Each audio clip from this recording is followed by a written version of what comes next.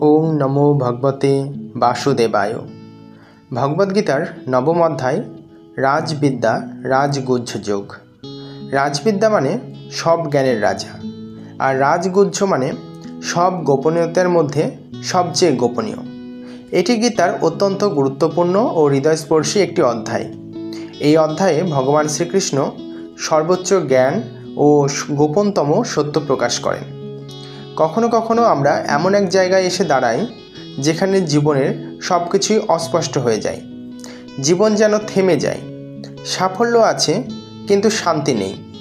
ভগবদ্গীতার নবম অধ্যায় ঠিক এই সময়ে আমাদের সামনে নিয়ে আসে এমন এক পথ যেখানে ভক্তি, আত্মসমর্পণ আর সত্যিকারের প্রেম, এই তিনটি শব্দ আমাদের বাঁচার পথ দেখায়।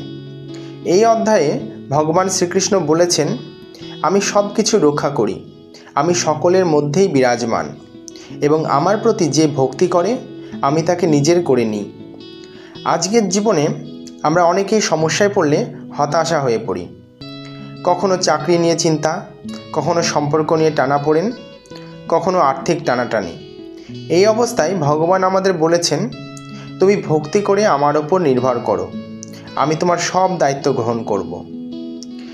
আজকের সমাজে আমরা কি করছি? আমরা যত শিক্ষিত হচ্ছি ততই যেন আত্মবিশ্বাস হারিয়ে ফেলছি। আমরা ঈশ্বরে নয়, বস্তু কেন্দ্রিকতায় বিশ্বাস করি। ভক্তিকে দুর্বলতা বলে ধরে নিচ্ছি।